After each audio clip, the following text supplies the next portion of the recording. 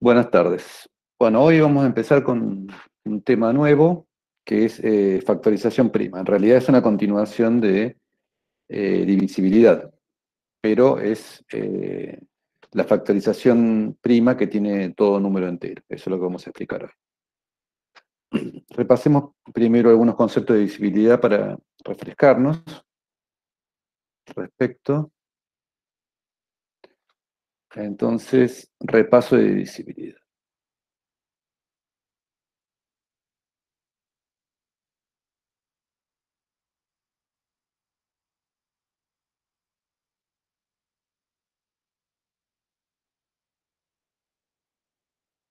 ¿no? Bueno, entonces eh, recordemos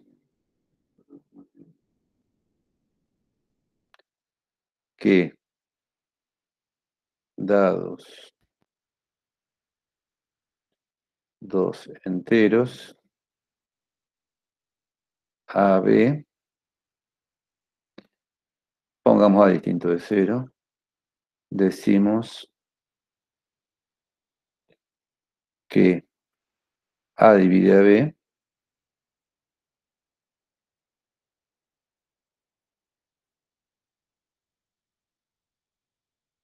si existe Q tal que B es A por Q. Es decir, si cuando dividimos B por A, el resto es cero. Esencialmente es eso. Equivalentemente,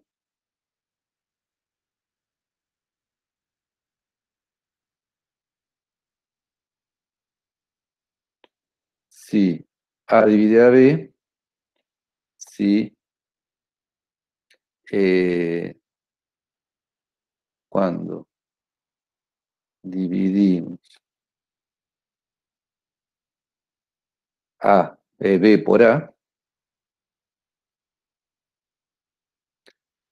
el resto es cero. Bueno.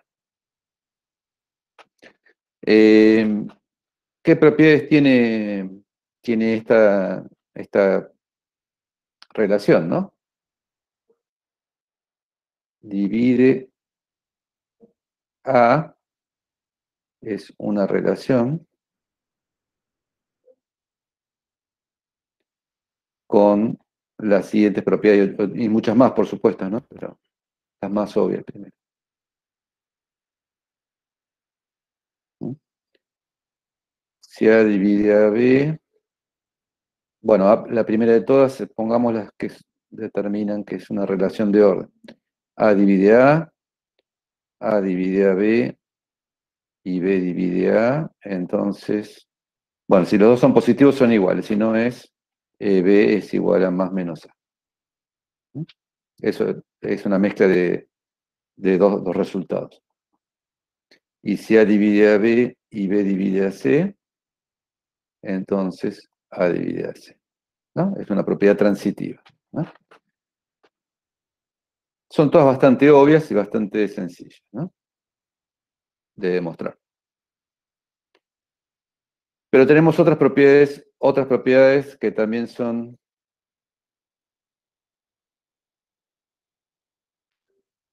importantes y de las cuales vamos a mencionar la más importante. eh, eh, si A divide a B y A divide a C, entonces A divide a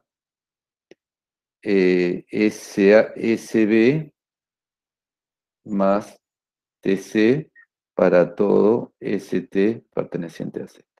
Es decir, si A divide a B y A divide a C, divide a cualquier combinación lineal entera de B y C, ¿no? En particular,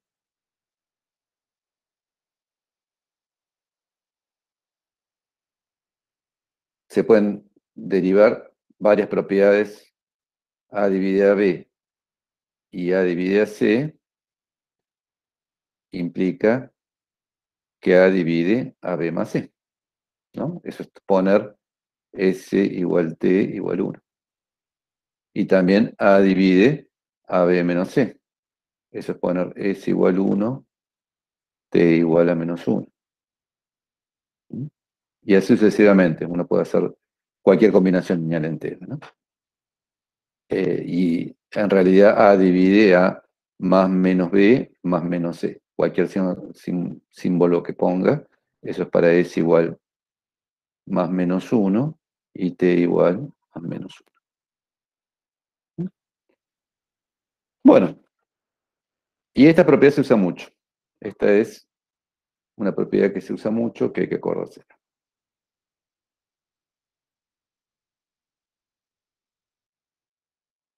Quizás después usemos otras propiedades, pero bueno, cuando vengan, cuando tengan que ser usadas, las enunciaremos.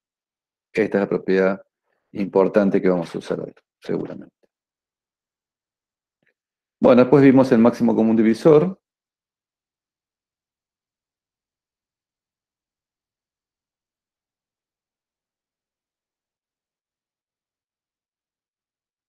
Si tenemos dos enteros, uno de ellos no nulo.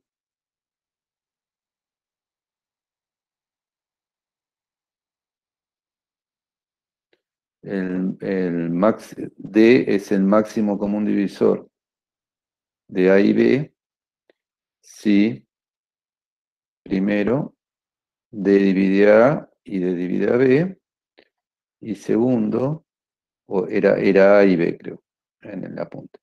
Si C divide A y C divide a B, eso implica que C divide a D.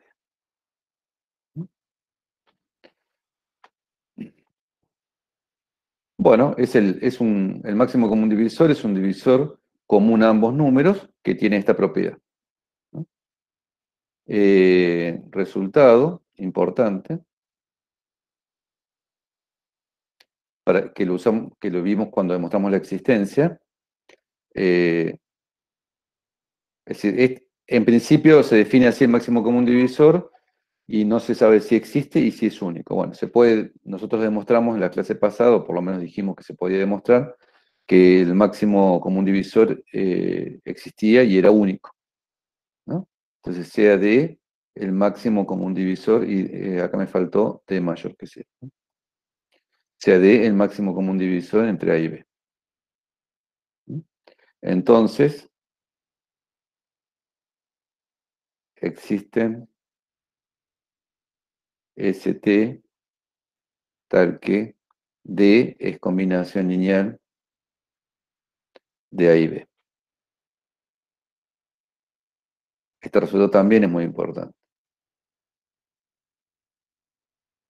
se usa mucho, ¿no? Entonces el máximo común divisor es combinación lineal de A y B, ¿no? Vimos la clase pasada que es la mínima combinación lineal positiva, pero eso es un resultado de existencia, no sirve para mucho. Lo importante es que esa propiedad. Con el algoritmo de Euclides, que hoy no vamos a repetir porque hoy no viene a caso, de Euclides, fuimos capaces de calcular el máximo común divisor entre A y B y ST como en estrella, ¿no? Es decir, este,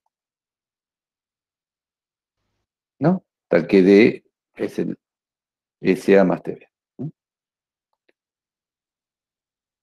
Bueno, el máximo común divisor tiene muchas propiedades que hoy vamos a usar, propiedades del MCD. No sé si voy a listar todas las que dimos, pero algunas.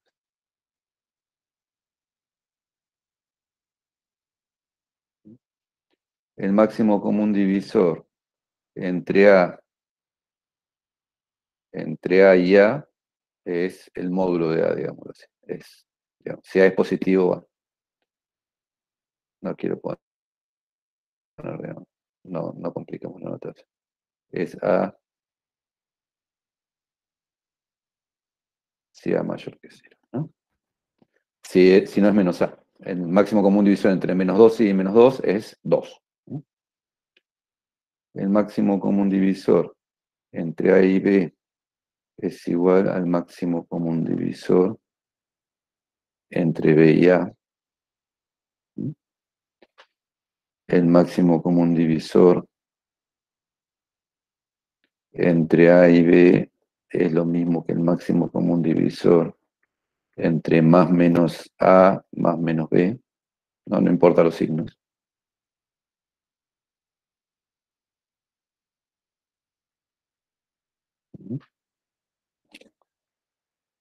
Y bueno, y la propiedad también muy importante, una que vimos como una proposición, no en el listado de propiedades, sino que el máximo común divisor entre A y B es igual, con algunas hipótesis, ¿no? Con unas hipótesis, con A distinto de cero,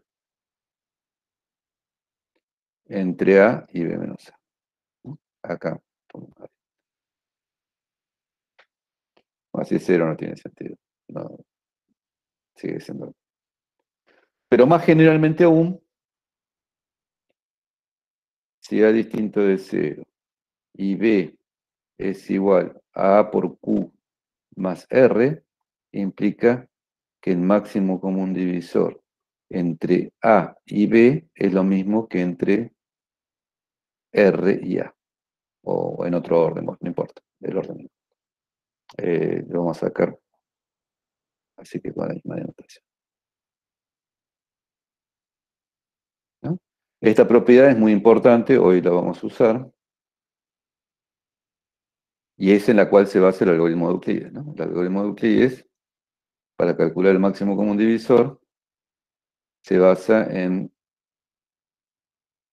como R es mucho más chico que A, no sé si es mucho más chico, pero es más chico que A, bueno, el máximo común divisor entre A y B se reduce a un problema más sencillo, que es el máximo común divisor entre R y A. Es más sencillo porque R es más chico. Ah, y nos falta una propiedad importante, dos propiedades, una propiedad importante nos falta, que es la que se usa en el algoritmo de Euclides, que es la siguiente, la debería haber listado antes, pero no importa. Si A distinto de cero, el máximo común divisor entre A y cero es A. Esta es trivial, pero es también de suma importancia porque es lo que se usa para demostrar que el algoritmo de Euclides llega al máximo común divisor. Estas son dos propiedades importantes, ¿no? Bueno, esto es un pequeño repaso de todo lo que vimos de divisibilidad. No de todo, pero sí de las partes más sustanciales. Ahora vayamos a estudiar los números primos y la descomposición prima. Hoy cambié la forma de presentar las diapositivas. Vamos a ver si funciona, ¿no? Bueno, vamos a hablar de la factorización prima. Primero definamos lo que es un número primo. Probablemente casi todos ustedes ya saben lo que es un número primo, pero bueno, aquí damos la definición precisa y para recordar, ¿no? Para los que ya lo saben. Se dice que un entero positivo P es primo si P es mayor o igual que 2 y los únicos enteros positivos que viven a P son 1 y P mismo, ¿no? Nosotros ya eh, sabemos, no, esto mucho no me gusta, que 1 divide a n y n divide a n para todo n mayor que 0, digámoslo así. Y para menor que 0 también. Esto siempre lo tenemos. Entre los divisores de cualquier número n está el 1 y sí mismo. Bueno, los números que no tienen más divisores son los que se llaman números primos. Lo bueno que tiene este sistema de presentación de ahora es que puedo guardar la transparencia con las anotaciones. Creo. Bueno. Los primeros primos, los menores que 100, son, bueno, es simplemente hay que comprobar que primos no tienen más divisores que él y el mismo. El 2, por ejemplo. El 2 es divisible por 1 y por 2, y obviamente por ningún otro. El 3. Bueno, el 3 es divisible por 1, no es divisible por 2 y es divisible por 3. Listo. 1 y 3. ¿No? Y así sucesivamente. 5, 7, 11, 13. 29. Bueno, uno va buscando los divisores de 29, por ejemplo, y, y va viendo que el único divisor de 29 más del 1 es el 29. Simplemente aplicando el algoritmo de división. Bueno, fíjense que en la definición de número primo se pide que el número sea mayor o igual que 2. Es decir, 1 no es primo. 1 no es primo.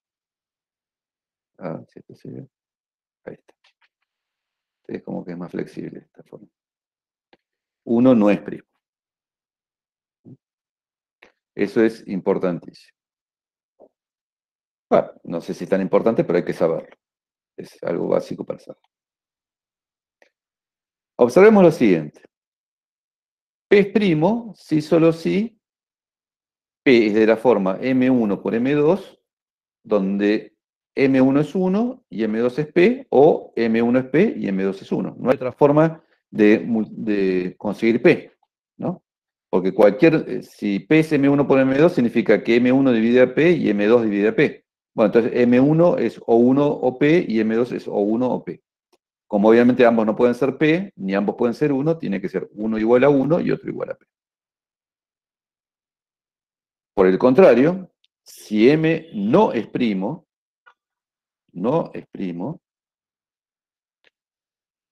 entonces existen M1 y M2 que no son ni 1 ni M, tales que que M es M1 por M2. Es decir, cuando M no es primo, significa que hay un divisor que no es ni 1 ni M, ¿no? Entonces, ese divisor es M, hace que M sea M1 por otro número, por M2. Y ninguno de los dos es 1 ni M, ¿no? Porque si uno fuera 1, el otro tendría que ser M, y si uno fuera M, el otro tendría que ser 1. Entonces, esta es una observación muy sencilla, pero muy importante. Cuando un número no es primo, se escribe como producto de dos números más chicos. Esa es la observación importante. Bueno, entonces veamos, por ejemplo, números que no son primos. El 4 es 2 por 2, el 6 es 2 por 3, el 8 es 2 por 4, también es 4 por 2, el 9 es 3 por 3, el 10 es 2 por 5, el 2 es 3 por 4 o 6 por 2 también. No hay una única forma de hacerlo, ¿no? El 14 es 2 por 7, el 15 es 3 por 15, bueno, así sucesivamente. Por ejemplo, el 20 es el 4 por 5 o también 2 por 10, ¿no? O el 18 es 2 por 9 o también es 6 por 3.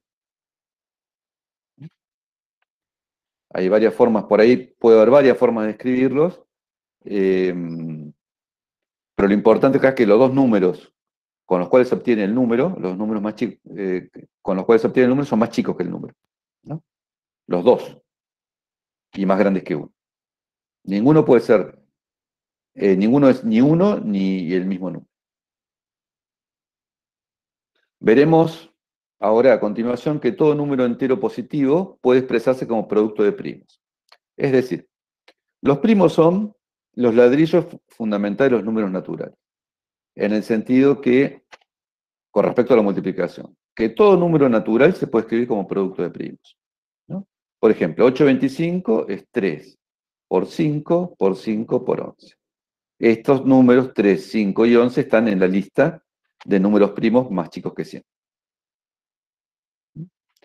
Si el entero es negativo, entonces uno lo multiplica por menos 1 y obtiene que un entero negativo es menos 1 por un producto de primos, ¿no? Es menos 1 por un producto de primos.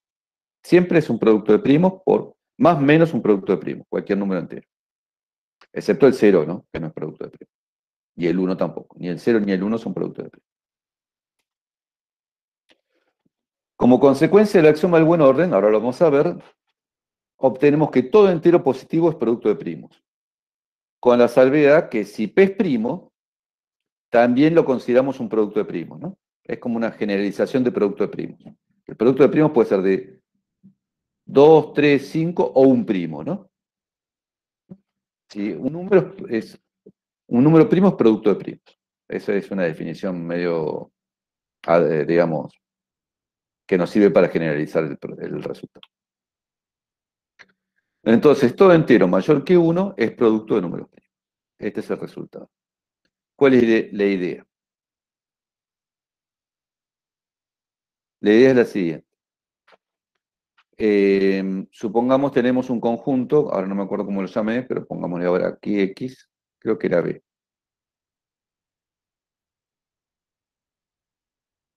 No es B, será otra vez. Son los M, tal que M no es producto de primos.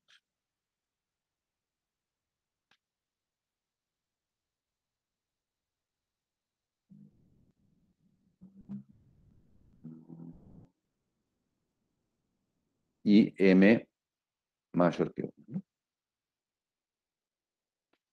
Es decir, tomo todos los números enteros mayores que 1 que no son producto de primos. Bueno, sabemos que este conjunto es vacío, pero bueno, supongamos que B no es vacío.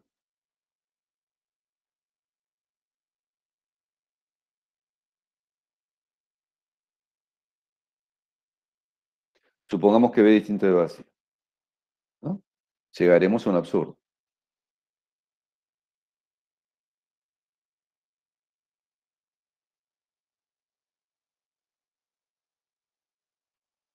Llegaremos a un absurdo. Bueno, pero si B es distinto de vacío,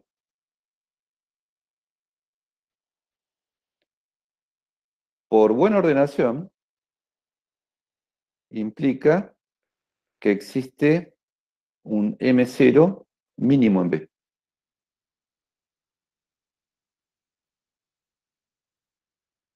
¿no? Es un subconjunto de los naturales no vacío, tiene mínimo. Es un subconjunto de naturales, tiene mínimo. Bueno, y ahora la idea es muy sencilla. M0 no es producto, es el mínimo de B, está en B, no es producto de primos. Por lo tanto, tampoco es primo, porque dijimos que los primos son producto de primos. Como no es primo, es producto de los números más chicos.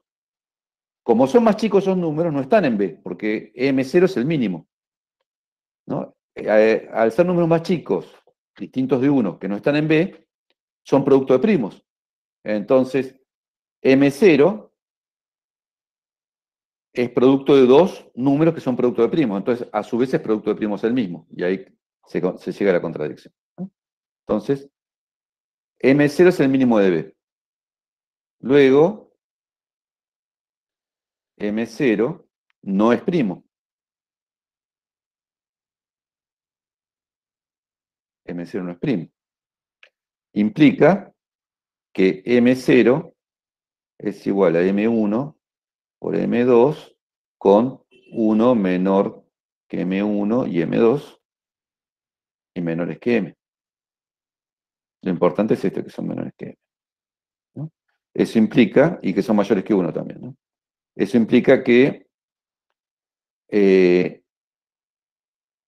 M1, M2 mayores que 1 y no pertenecen a B.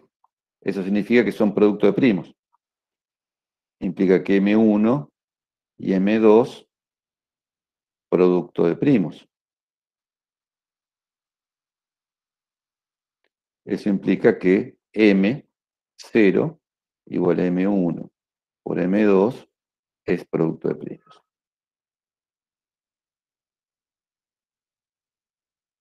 Y esto es absurdo. Y el absurdo vino de suponer que B es distinto de vacío. ¿Se dan cuenta? Llegamos, si hubiera un número que no fuera producto de primos, tomamos el mínimo de esos números, y como uno es primo, tiene que ser producto de dos más chicos, y esos más chicos son producto de primos, porque el otro era el mínimo que no era producto de primos. Entonces, el producto de ellos nos queda un producto de primos. Fíjense que el lema de buena ordenación o el axioma de buena ordenación se usa muchísimo en muchas partes.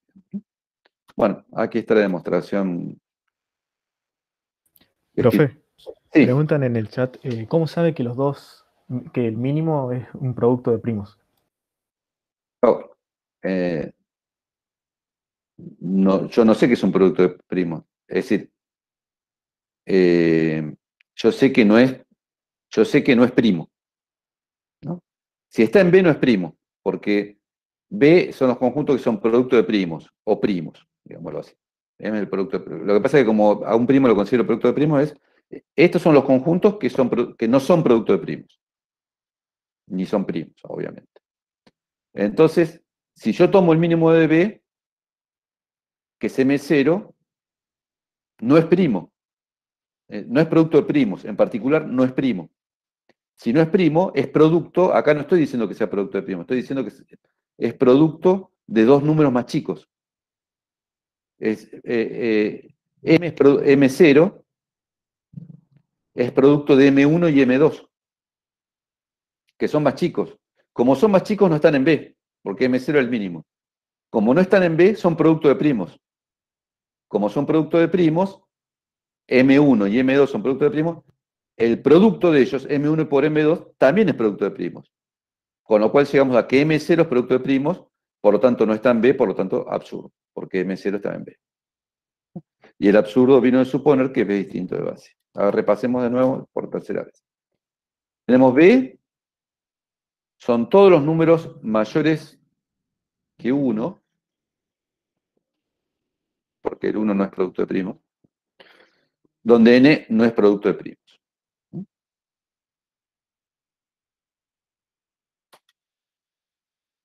¿No? Mayores que 1.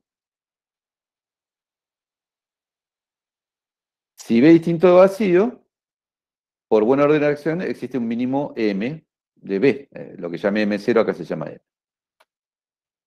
Como N no es primo, M es M1 por M2, con M1 y M2 más grandes que 1 y más chicos que M. ¿No? Es la observación que habíamos hecho en la página anterior, que cuando no es primo el número, es producto de los números más chicos. ¿Y por qué M no es primo? Bueno, porque está en B, y si está en B, no es primo. No es producto de primos, en particular no es primo. Como M1 y M2 son más chicos que M, ambos, y mayores que 1, me falta poner acá, ambos son producto de primos.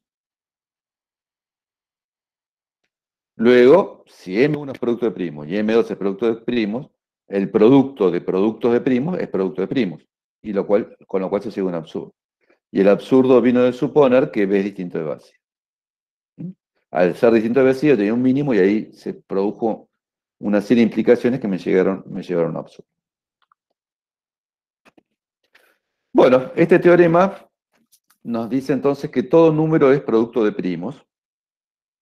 Eso se dice en matemáticas, se dice como que todo número entero admite, positivo, o mayor que uno, admite una factorización con factores primos o en factores primos. No sé cómo es. Encontremos la factorización en números primos o en factores primos de 201.000. ¿Esto cómo se hace? Bueno, se hace a ojo, hay que ir dividiendo hasta encontrar todos los factores primos. Entonces, uno va, 201.000 es 201 por 1000, eso es fácil. Y uno se tiene que ir, dar cuenta, tiene que ir haciendo divisiones cada vez más pequeñas para darse cuenta. Esto es, bueno, 201, uno sabe que es divisible por 3, lo divide por 3 da 67, y 1000 es, obviamente, 10 al cubo, 10 por 10 por 10. Bueno, a su vez, 67 es primo, y 10 se compone 2 por 5, 2 por 5, 2 por 5. Entonces, agrupando los primos de menor a mayor, me queda 3, 2, 2 por 2 por 2, que es 2 al cubo, un 3, 3, 5, 5 por 5 por 5, 5 al cubo, y 67. ¿No? Entonces, como ya vimos, estos son números primos, por lo tanto, hemos obtenido la descomposición prima de 201.000.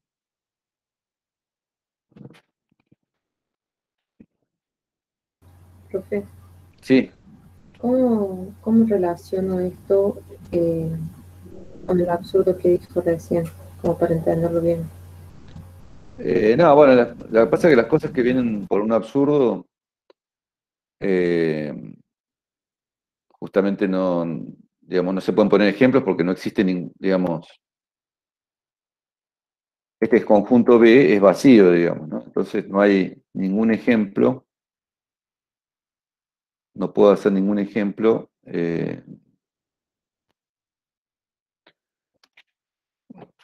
con elementos de B, porque es vacío, ¿no?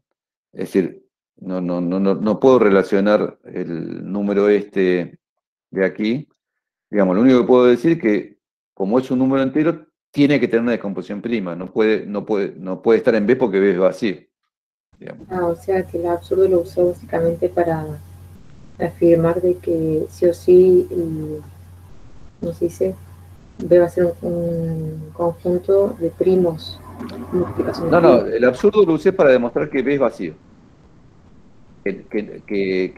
Sí, creo que ahora entiendo lo que quieres decir. Que cualquier número va a ser un producto de primos. Lo usé para Claro, eso. exactamente Ese eso. es decir, es un método de demostración. La técnica del absurdo es un método de demostración. Uno supone algo falso, por lo tanto no puede dar ningún ejemplo de eso porque es falso. Claro. Supone uno que es alguien, uno sospecha que es falso, y cuando llega una contradicción, cuando llega algo que en lógica no puede ser que algo sea verdadero y falso al mismo tiempo. Cuando llega que una cosa es verdadera y falsa al mismo tiempo, eso significa que había alguna cosa falsa antes, digamos, ¿no? Esa es la técnica del absurdo. Entonces, ahí con esto se demuestra que el conjunto B es vacío y por lo tanto todo número mayor que uno es producto de primos. Ahora entiendo. Bien. Profe, Sí, entonces para ir, digamos, sabiendo cuál es la multiplicación de primos que de ese número, tenemos que primero dividirlo por un número más chico, que en este caso es 201. Después de sí. 201 tenemos que dividirlo por un primo, cosa que te da una multiplicación de dos números primos. Entonces, por ejemplo, si dividís por 2 el 201, tiene que quedar 2 por otro número primo. Y si no queda otro, no te multiplica por otro número primo, entonces no es válido. No, claro, cuando el resto no es nulo, no sirve. El 2 no sirve, el 3 sí. Bien, bien, gracias. Sí, sí, uno tiene que ir probando. No hay mucho más que prueba y error. Si uno fuera a programar esto en forma más o menos sencilla, sin usar grandes técnicas, digamos, pero en la forma más natural de hacerlo, uno tendría que ir probando. eh, Primero pruebo con el 2, después con el 3, después con el 4, con el 5, voy probando con todos los números y voy viendo cuál divide. Una vez que divide, hago la división y con lo que me quedo tengo que seguir probando. Tengo que empezar de nuevo las pruebas. ¿Está bien? Es decir, un algoritmo para encontrar la descomposición prima sería dividir 201.000 primero por 1, por 2, por 3. Ahí paro porque está dividido. Entonces, dividido 3, me queda 67.000, ¿no? Entonces ahora empiezo a probar por 1, por 2, y de nuevo por 2 es divisible, porque 67.000 es divisible por 2. Entonces ahí saco otro 2 y así, ¿no? Voy sacando todos los factores primos. Finalmente, cuando divido por 3, 2, en realidad, digamos, primero divido por 3, 2, después por un 3 y me queda 5 al cubo por 67. Y ahí con el mismo algoritmo encuentro que es divisible por 5, 3 veces divisible por 5. Y al final me va a quedar 67 que muestro que es primo. Es así, es un algoritmo de prueba y error. Ir dividiendo por todos los números hasta encontrar las divisiones, hasta encontrar los primos que dividen el número. No hay buenos algoritmos para hacer esto. Uno de el algoritmo que más se usa para criptografía en transacciones comerciales, el RSA, cualquiera que haga una transferencia por tarjeta de crédito de dinero usa RSA sin darse cuenta, lo hace la computadora. El algoritmo más usado para hacer criptografía, para que no nos intercepten los números de la tarjeta esencialmente, eh, es un algoritmo que se basa en que es difícil descomponer un número grande en factores primos. Es decir, El algoritmo para encontrar los factores primos de un número es prueba y error, esencialmente.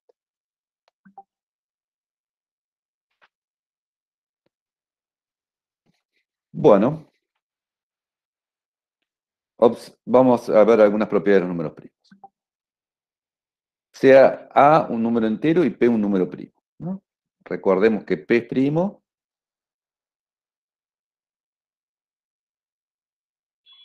si A divide a P implica que A igual a 1 o A igual a P, ¿no? A mayor que C. Los únicos divisores que tienen son 1 y P. Entonces, si P no divide a A, decimos que el máximo común divisor entre A y P es 1. Bueno, la demostración es bastante sencilla.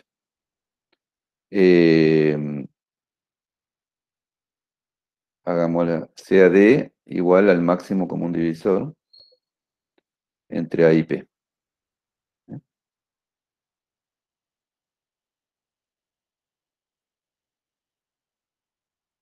Entonces, en particular, D divide a A y D divide a P.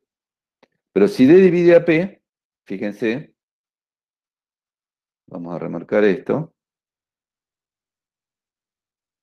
A ver si puedo. Parece que no. Bueno. ¿Por qué no podré? Vamos a ver.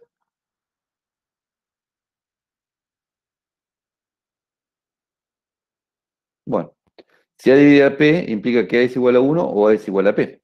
¿No? Si X, digamos, pongamos, bueno, no importa si. Si un número divide a P, ese número es 1 o P. Entonces, como D divide a P, eso implica que, por esto, ¿no? D es igual a 1 o D es igual a P. ¿No? Entonces, los únicos candidatos a máximo común divisor son 1 y P. Como P no divide A, justamente esa hipótesis, implica que D es distinto de P. No puede ser máximo común divisor P porque P no divide A. Bueno, entonces como esto no puede ser, D es igual a A. ¿No? Le hice muy meticulosamente la demostración, pero es bastante sencilla en el fondo, ¿no? El máximo común divisor tiene que ser divisor común de A y de P. Como es divisor de P, solamente puede ser 1 o P. Como P no divide A, solamente puede ser 1. Esencialmente esa es la demostración. Si P y P' son primos y P divide P', entonces P es igual a P'. Bueno, ¿cómo se hace esto? Bueno, simplemente P divide a P', por eso que ahora se borró, eso implica que P es igual a 1 o P es igual a P'. ¿No? Los divisores de P', como P' es primo, los divisores de P' son 1 o P'. Bueno, 1 no es porque P no es primo. P es distinto de 1, ¿no? Si es primo es distinto de 1. Entonces, P igual a P'. En realidad vale que si, con la misma demostración, si A mayor que 1 y A divide a P', implica que A es igual a P. Obvio también, ¿no? Si es divisible, si A divide a P, o es 1 o es P. Bueno, 1 no es porque es mayor que 1. Entonces, no hace falta que A sea primo.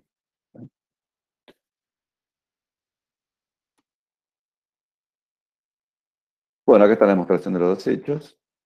La A era si P no divide, entonces máximo común divisor entre A y P es 1.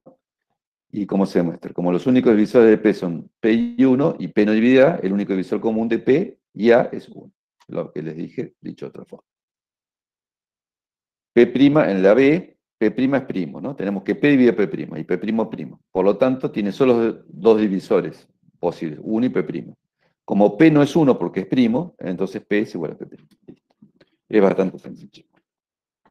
Bueno, lo que no es tan sencillo es este lema. No es difícil, pero no, digamos, no es inmediato como los otros. Este lema nos permite establecer el criterio de la raíz. ¿Cómo determinamos si un número primo si es o no primo? Dijimos que una forma de ver la descomposición de un número, en particular si es primo, es comprobar con todos los divisores. Probar con todos los divisores. Bueno, hay una forma un poco más corta de hacerlo, que es probar con algunos divisores. Este lema nos dice que si n es un número mayor que 0, que no es primo, entonces existe un divisor que es menor o igual que la raíz de n, ¿no? La raíz de n no es un número entero en general, ¿no? Lo que está diciendo ahí es que m cuadrado es menor o igual que n. Pero queda mejor escrito así, ¿no? Hagámoslo en Jamboard eso, porque acá...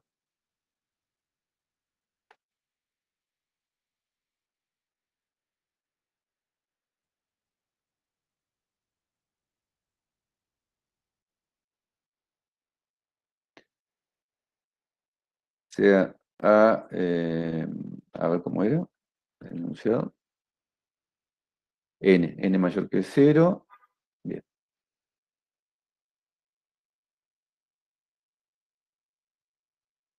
Sea n mayor que 0, n no es primo. Esta es hipótesis, ¿no? Implica existe m mayor que 0, tal que n es igual a m, bueno, por m', y m menor igual que raíz de n. Equivalentemente, m cuadrado, esta en realidad en el universo de los enteros es mejor poner esto.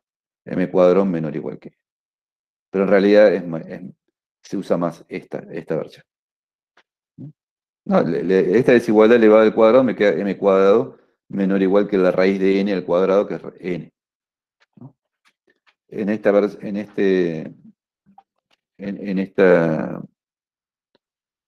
es más útil esta versión.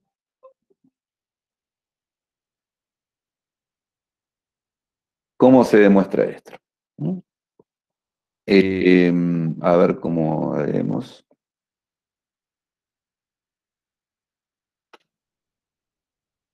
Bueno, supongamos como n no es primo, implica que n es igual a m1 por m2.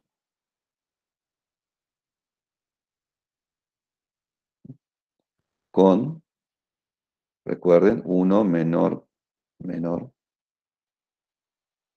que m1 y m2, y a su vez ellos dos menores que n. ¿No? Supongamos ahora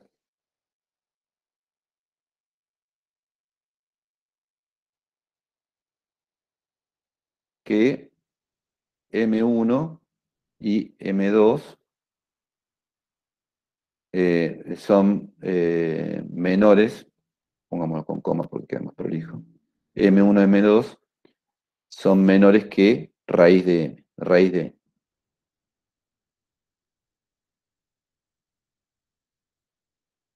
Supongamos que son menores que raíz de n. Entonces, m, que es igual a perdón,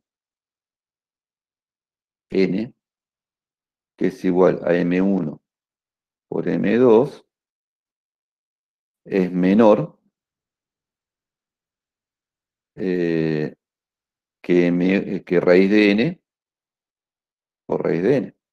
Es decir, si ambos son más chicos que el raíz de n, no, yo quiero ver si son más grandes que se producen. Supongamos que ambos son más grandes que la raíz de n. Entonces,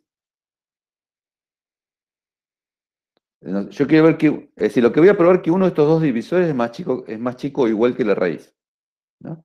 Supongamos que no, que M1 y M2 son más grandes que la raíz de n. Entonces, el producto de M1 por M2 es más grande que raíz de n por raíz de n. Pero esto es raíz de n cuadrado, que es n. Es decir, queda n mayor que n. Absurdo. Y ya está, ¿no? Luego, o M1 menor que raíz de n, menor o igual, o M2 menor o igual que raíz de n, ¿no? Con lo cual ya está probado. Hay un divisor que es menor o igual que la raíz.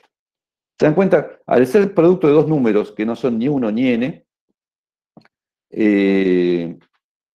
si uno es chico, el otro tiene que ser grande. Si uno es grande, el otro tiene que ser chico.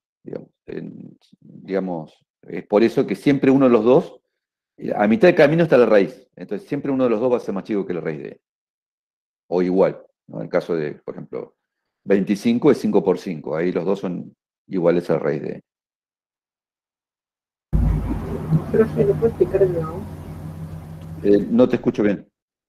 Sí, lo puedo explicar de nuevo. Bueno, lo explico ahora sobre la transparencia.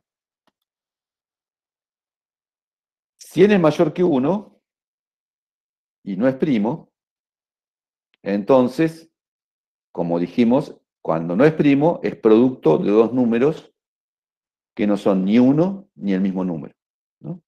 N es M1 por M2, donde M1 y M2 son más chicos que N, y mayores que 1. Hasta ahí estamos bien. Esa es la definición de que no es primo. Es cierto que, bueno, como siempre digo, ustedes apenas vieron la definición hoy y estos conceptos los vieron hoy, entonces por ahí cuesta usar lo que vimos hace 5 minutos por primera vez en la vida para demostrar cosas, pero bueno, así es la cosa. Por eso hay que estudiar después de ver la clase. Entonces ahora tenemos que n es M1 por M2. Supongamos que ambos son mayores que la raíz de n,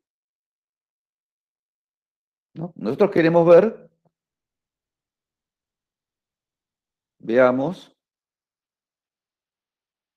que M1 menor o igual que raíz de n o M2 menor o igual que raíz de n. Queremos ver eso, ¿no? Queremos encontrar un divisor que sea menor o igual que la raíz de n. Supongamos que no pasa eso. ¿Qué significa lo contrario de eso? Que ambos son mayores que raíz de n. Entonces, M1 por M2, que es n, es mayor. Si M1 es mayor que raíz de n y M2 es mayor que raíz de n, por compatibilidad del producto con las desigualdades, con el mayor, M1 por M2 es mayor que raíz de n por raíz de n. Y esto es raíz cuadrada de n al cuadrado, raíz cuadrada de n al cuadrado, y esto es n. Entonces me queda n mayor que n. Eso es absurdo, porque n no es mayor que n, ¿no? Queda n mayor que n. Eso vino a suponer, el absurdo vino a suponer que ambos eran mayores que raíz de n. Entonces uno de ellos es menor, y ahí terminó la demostración. Encontramos un divisor que sea menor o igual que raíz de n.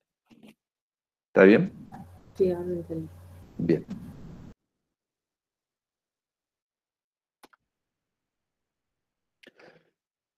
Pero el criterio de raíz es para detectar no si un número es compuesto, sino si un número es primo. Entonces usamos el contrarrecíproco. ¿Qué significa el contrarrecíproco? Recuerden que esto es una herramienta de la lógica que más se usa para hacer demostraciones, que es el contrarrecíproco, ¿no?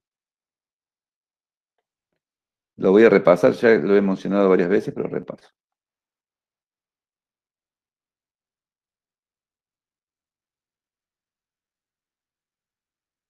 Contrarrecíproco. Es simplemente P implica Q es equivalente a no Q implica no P. Ustedes ahora están estudiando un poquito de lógica en la introducción a los algoritmos. Bueno, esta fórmula es equivalente a esta fórmula. En la introducción al algoritmo se ven las proposiciones como fórmula, ¿no? Como fórmulas, ¿no? Pero bueno, digamos, en la lógica de la vida diaria también esto es cierto, ¿no? Si habría que poner, por ejemplo, x mayor que 2, pongamos algo trivial, implica x mayor que 1, el contrarrecíproca es x menor o igual que 1, implica x menor o igual que 2, ¿no? La negación de x mayor que 2 es x menor o igual que 2. La negación de x mayor que 1 es x menor o igual que 2. Y ustedes ven, acá por ahí no es tan intuitivo con estas fórmulas matemáticas, pero en general el contrarrecíproco es muy intuitivo, ¿no? Que P implica Q es equivalente a no Q implica no P es muy intuitivo.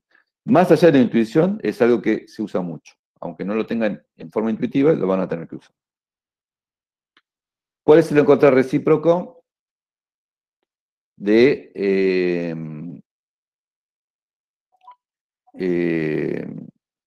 recordemos el lema que vimos recién es n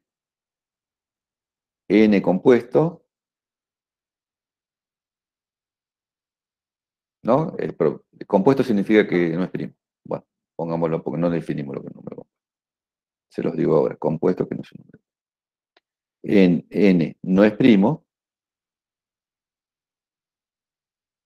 implica, acá está el implica, existe m menor o igual que raíz de n, tal que m divide a n. Es otra forma de enunciar el mismo resultado.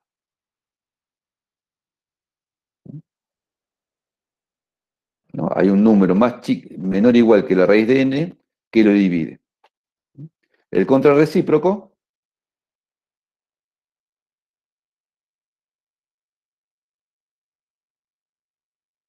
es la negación de esto implica la negación de esto. Entonces, la negación de esto por ahí no es tan obvia. Ustedes ya más o menos la saben manejar por la negación, ¿no? Recuerden que no, esto que deben estar viendo en la introducción a los algoritmos, no existe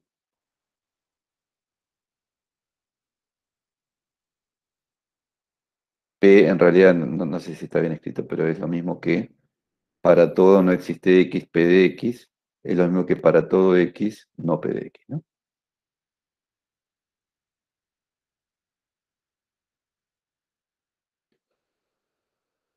Pero bueno, veamos intuitivamente. ¿Cuál es la negación de que si m es, que existe un m menor o igual que raíz de n, tal que m divide a n? Es que no es, la negación es que si eh, eh, ¿cómo es? La negación existe para todo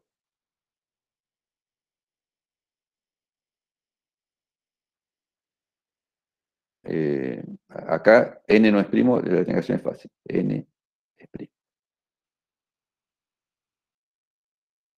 ¿No? Y acá la negación es no existe, pongámoslo así, no pongamos para todo. No existe m menor o igual que raíz de n, tal que m divide n. Esa es la negación. No usemos esta forma, usemos esta que es más fácil. ¿No? Acá es no existe. No existe. No existe m menor o igual que Rn, tal que m, digamos, directamente es así es más fácil de entender. No existe m menor o igual que raíz de n, tal que m divide n. Esa es la negación. Entonces, lo que quiero decir, si no existe un número, un divisor de n más chico que raíz de n, n es primo. Y ese es el criterio de raíz.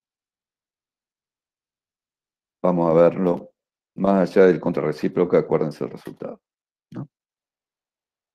Si para todo m tal que 1 menor igual que 1 menor que m menor igual que raíz de n, se cumple que m no divide a n, bueno, este es el verdadero contrarrecíproco metiendo el no metiéndolo en el para todo, ¿no? Tenemos que para todo m que es más chico que raíz de n, o igual, se cumple que m no divide n. Entonces n es primo.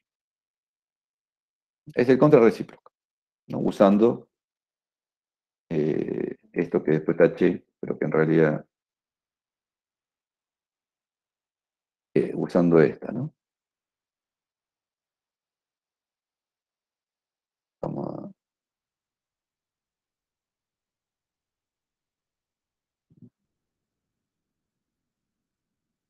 Usando que no existe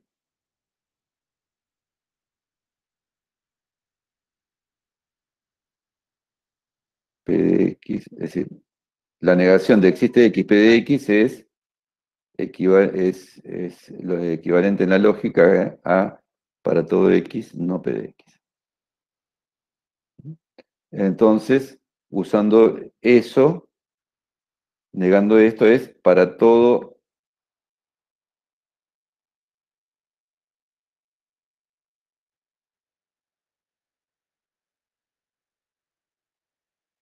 ¿no? ¿Cómo es lo que habíamos puesto?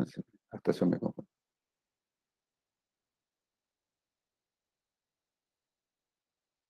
Claro, acá tengo que poner negación. Para todo m menor o igual que raíz de n, m no divide a n implica que n es primo. Bueno, más allá del lío del contrarrecíproco, este es el resultado que uno se tiene que acordar, ¿no? Si yo tengo que todos los divisores más chicos, que todos los números más chicos que raíz de n o iguales no dividen a n, entonces n es primo. Más aún, no es difícil ver, créanme, pero es muy fácil convencerse, si se cumple eso para todo primo, es decir, si para todo primo más chico que raíz de n o igual que raíz de n, se cumple que p no divide a n, entonces n es primo. ¿Por qué? Porque si, si n no fuera primo, habría un divisor más chico que raíz de n, y por lo tanto un primo más chico que raíz de n que lo divide.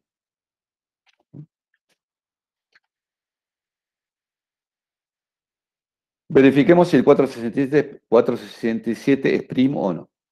Si no utilizamos el criterio de raíz, deberíamos hacer 465 divisiones, fíjense. Deberíamos comprobar que si m divide 467, para los m que van desde el 2 hasta el 466. Son 465 divisiones. Como la raíz de 467 es 21, algo, solo debemos comprobar si m es divisible por 467 para los m que van desde el 2 hasta el 21, ¿no? Son 20 cuentas, nada más, ¿no? 20 comprobaciones,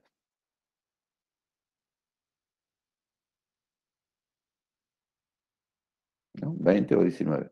20. Bueno, y uno prueba con 2, con 3, con 4, con 5, con 6, bueno, y ve que es primo. Pero si uno ya sabe los números más chicos, los números primos menores que 21, uno tiene que comprobar con 2, 3, 5, 7, 11, 13, 17, 19, que son 1, 2, 3, 4, 5, 6, 7, 8 comprobaciones.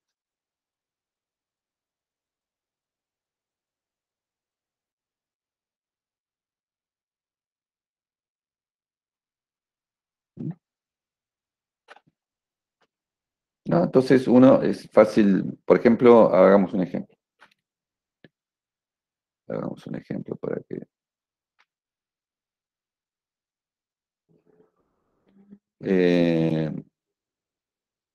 sería ejemplo, comprobar si 1001, por ejemplo, es primo o no. La verdad que no sé si 1001 es primo o no. Eh, 01. Creo que... Bueno, entonces, ¿cuál es la raíz de 1001?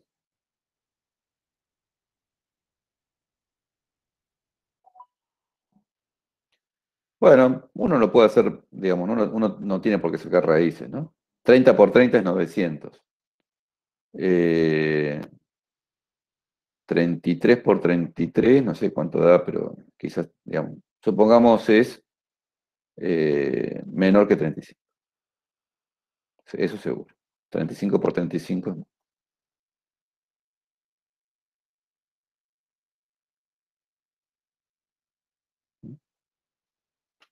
Capaz que es menor que 34, pero bueno, no importa, ¿no?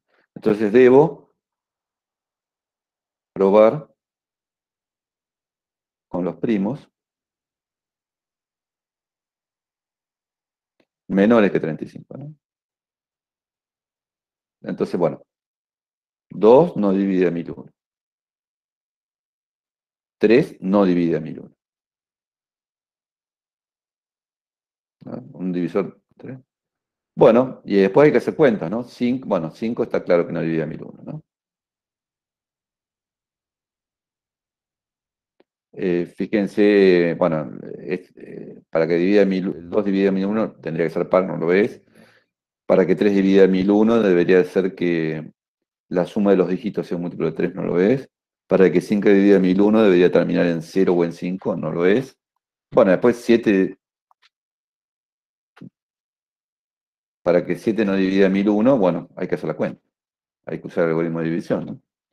Vamos a hacer las cuentas.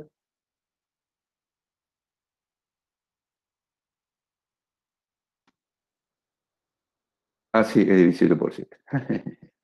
Bueno, vamos a tener que elegir otro. Eh, entonces, 7 sí divide a 1001. Porque 1001, mira vos, ¿quién diría, no? 1001 es 7 por 143. A ver.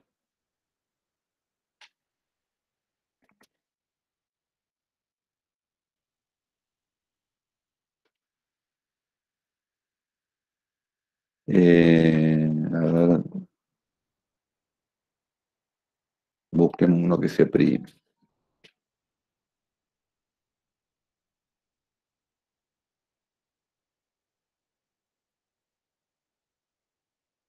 Iba a poner 1007, pero resulta que 1007 es 19 por 53.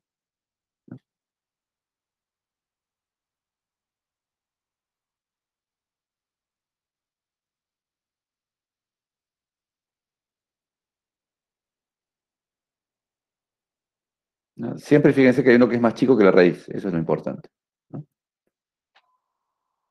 Ahora pongamos 1009, a ver, por ejemplo.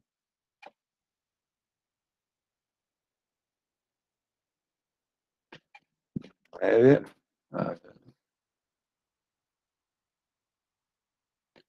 Bueno, 1009 es primo.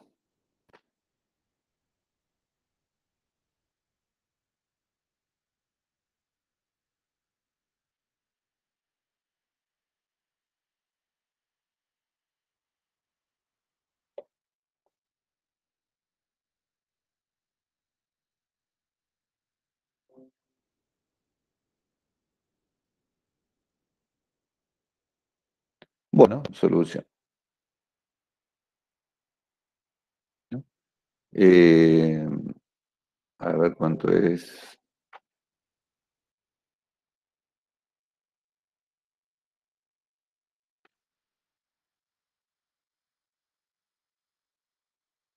33 ya es más grande que 1009, ¿no?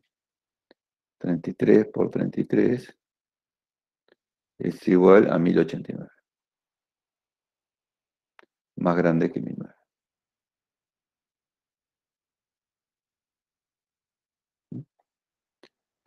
Entonces debemos ver si P divide a 1009 para P' y P menor que 33.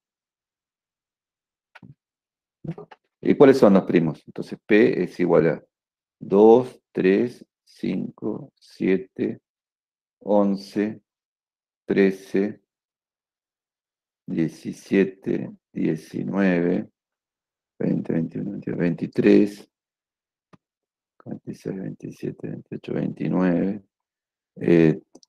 30, 31, 32 y 33. Bueno. Es decir, tenemos que hacer 1, 2, 3, 4, 5, 6, 7, 8, 9, 10, 11. Bueno, haciendo la cuenta,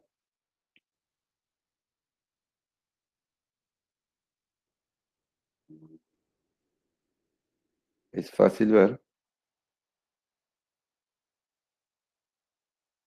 que P no divide a 1001 para esos P, a 1009.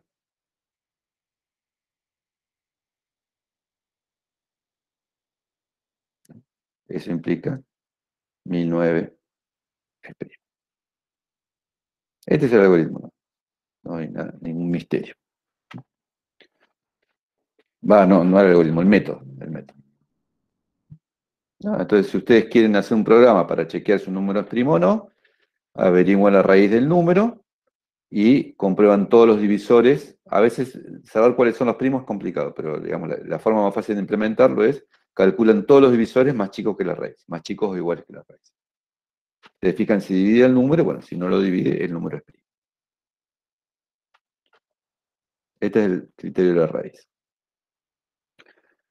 Para saber si un número es primo o no, no hay, es decir, hay mejores criterios que este, pero no hay ningún criterio. Este criterio reduce el problema bastante, pero no lo suficiente como para saber si un número muy grande es primo o no. Ningún algoritmo de los que existen en la actualidad basados en divisores, digamos, permite saber si un número grande es primo o no. Es algo difícil de averiguar. Hay algoritmos que permiten saber, sin usar divisores, permiten saber si un número es primo o no en forma bastante rápida, ¿no? Son resultados que no tienen tantos años. Pero lo que seguro no se sabe cómo hacer, es decir, no hay máquina que lo pueda calcular, ni algoritmo que lo pueda calcular bien, es cómo descomponer un número en factores primos. Ver si un número es primo o no es relativamente fácil a esta altura. Pero ver si un número se puede descomponer, cómo se descompone en factores primos, eso no es fácil. Es tan difícil que es lo que se usa para hacer todas las transacciones bancarias en todo el universo. Esa dificultad es la que sirve para eso. Después lo vamos a ver nosotros. Dentro de 3 o 4 clases vamos a ver el algoritmo un poquito a vuelo de pájaro, el algoritmo RSA, porque con los conocimientos que ustedes tienen y van a adquirir dentro de poquito, van a poder entender ese algoritmo, esa forma esa criptografía, esa forma de hacer criptografía. Bueno, sigamos.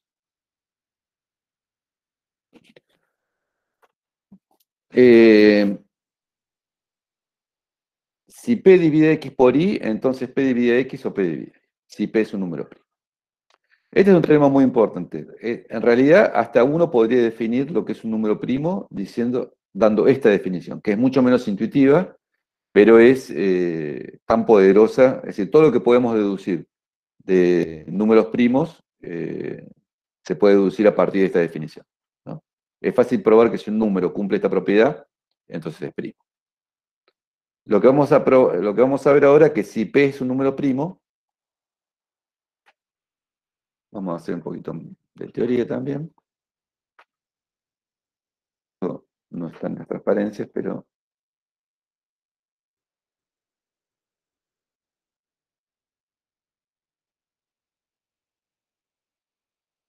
¿qué pasa que no escriben?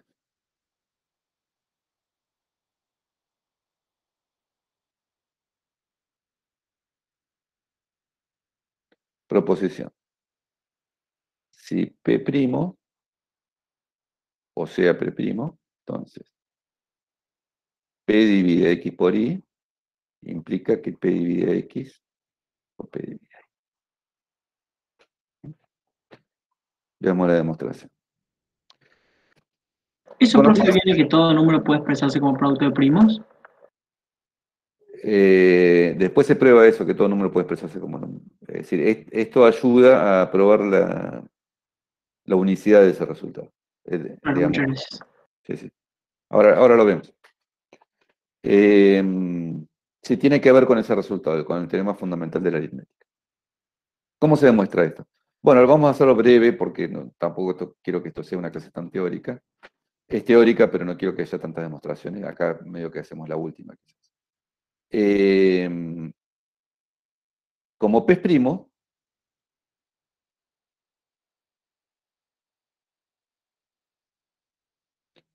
el máximo común divisor entre P y X, ¿cuánto vale?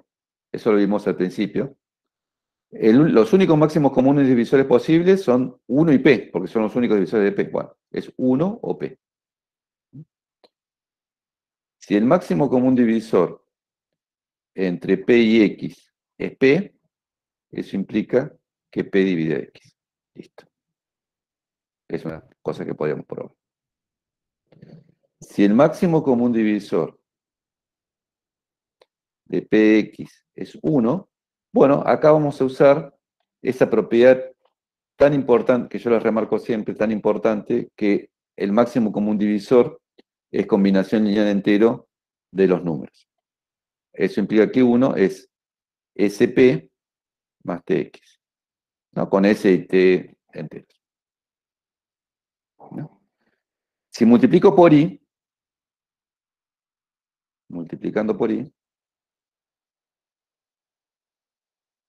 eso implica que I es igual a SPI más TXI. Pero fíjense que en esta fórmula, esta fórmula que nos da I nos dice que es combinación lineal, es esta combinación, digamos. No sé si, fíjense que acá tenemos P, que es múltiplo de P, obviamente, ¿no? P es múltiplo de P. Y además tenemos XI, que es múltiplo de P. Entonces, como P divide a P y P divide a X por Y por hipótesis, implica que P divide a SI por P a una combinación lineal entera de P y X por Y. Y esto es igual a Y. Y ya está.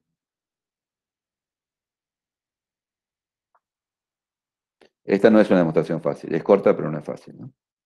No es fácil darse cuenta de todas estas cosas. Pero fíjense cómo los resultados teóricos que vimos antes nos sirven de sustento para demostrar estos resultados tan importantes. No, como siempre les digo, no se preocupen si no entienden de todas las demostraciones. Es para que ustedes vean cómo son las demostraciones.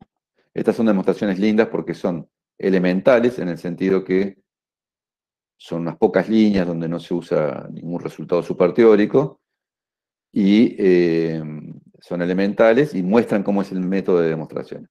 Que sea elemental no significa que sea fácil. Hay resultados elemental significa que no usa mucha teoría, pero no necesariamente que sea fácil. Esta no es una demostración fácil. Bueno, ese resultado se generaliza a, acá en la A, si P divide a 2 al producto de dos números, entonces P divide a uno de ellos. Bueno, ese resultado se generaliza. Si P divide a n números, entonces divide a alguno de ellos. Eso es muy fácil.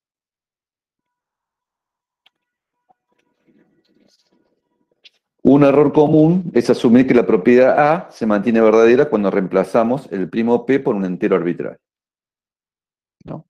Eso lo veo muy seguido. A veces algunos chicos no saben cómo seguir el ejercicio y usan esa propiedad que no es cierta. Por ejemplo, 6 divide a 3 por 8. Pero 6 no divide a 3 y 6 no divide a 8.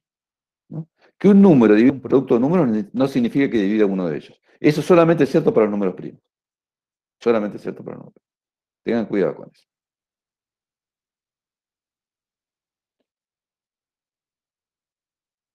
Bueno, la propiedad A fue un papel crucial en la demostración del siguiente resultado, lo que uno de ustedes me dijo, que es el teorema fundamental de la aritmética, ¿no? Teorema fundamental de la aritmética. El teorema fundamental de la aritmética es el que nos dice que todo número es producto de primos. La factorización en primos, bueno, ese es el anterior que ya vimos. Lo que nos dice este es que esa descomposición además es única. La factorización en primos de un entero positivo mayor o igual que 2 es única, salvo el orden de los factores primos. No vamos a ver la demostración. No es muy difícil, pero no, ya hubo hoy demasiadas demostraciones. Es decir, si ustedes tienen el producto, tienen un número, es producto de primos. Y esa forma de hacer ese producto es única, no hay otra forma, ¿no? Veamos ejemplos, ¿no? Entonces, este teorema nos dice que todo entero positivo puede escribirse como el producto de primos, ¿no? No necesariamente todos distintos, ¿no? Acá tienen distintos subíndices, pero por ahí Q1 es igual a Q2 o Q1 es igual a Q5. O sea, donde los QI son primos, no necesariamente distintos. En la práctica a menudo reunimos los primos iguales en la factorización de n y escribimos. N es P1 a la E1, P2 a la E2, PR a la ER. Donde P1, P2 y PR son primos distintos en este caso, y E1, E2, R son enteros positivos. No son los exponentes de los primos. Y si pedimos que P1 sea menor que P2, menor que P3, menor que PR, ya esta escritura es única. Pasa a ser única.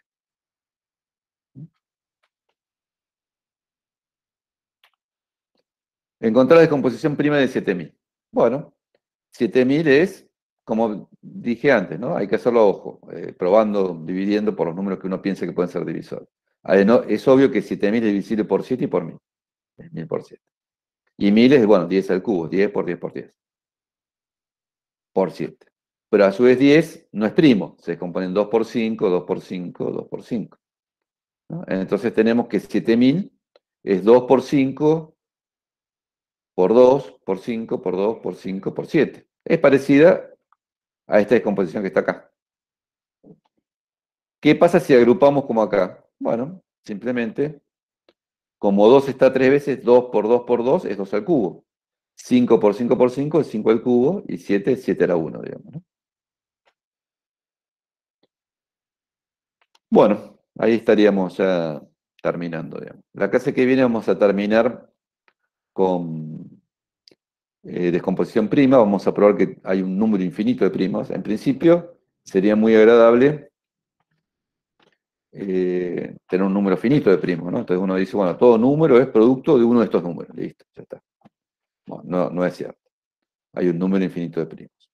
Es más, la cantidad de primos, ¿cómo es? N sobre la cantidad de primos. Este es un resultado que no es fácil de probar. Menores o iguales que N. Es un número que se parece cuando uno va a lo grande al logaritmo de, no sé, el logaritmo en base E, logaritmo neperiano. No sé qué se abrió acá, algo raro que no sé qué. Es decir, esa es la proporción que hay, ¿no? Si, por ejemplo, en 10 millones es 10 a la séptima, ¿no es cierto? Logaritmo, es decir, bueno, no sé, hay que hacer la cosa. Hay infinitos primos. Hay infinitos primos y, bueno, además esto ya está muy afuera de un curso de matemática discreta 1, este resultado. Está incluso afuera del curso de una licenciatura en matemática. Pero bueno, hay infinitos primos y lo vamos a demostrar en la clase que viene. La demostración que hay infinitos primos es una demostración de la época de los griegos, ¿no? Es viejísimo. Y bueno, vamos a ver algunas propiedades más de los primos y vamos a empezar con congruencia. La congruencia es el último tema de divisibilidad antes de entrar en grafos. Y bueno, es lo que permite hacer algunas resolver algunos problemas interesantes de divisibilidad. Es una herramienta de divisibilidad. Y lo que vamos a ver, el algoritmo de RSA, también es un teorema de congruencia. Bueno, nos vemos entonces hoy que estamos, el jueves. No, profe. Chao, profe. Nos vemos. Nos vemos. Chao, Chao, profe, profe. nos vemos. Gracias. Chao, profe. Chao, profe. Nos Feliz día. vemos. No sé qué día es. No, fue feliz día por el 1 de mayo. Bueno, para los que trabajan también. Para los que no trabajan siguen estudiando. Chao, nos vemos.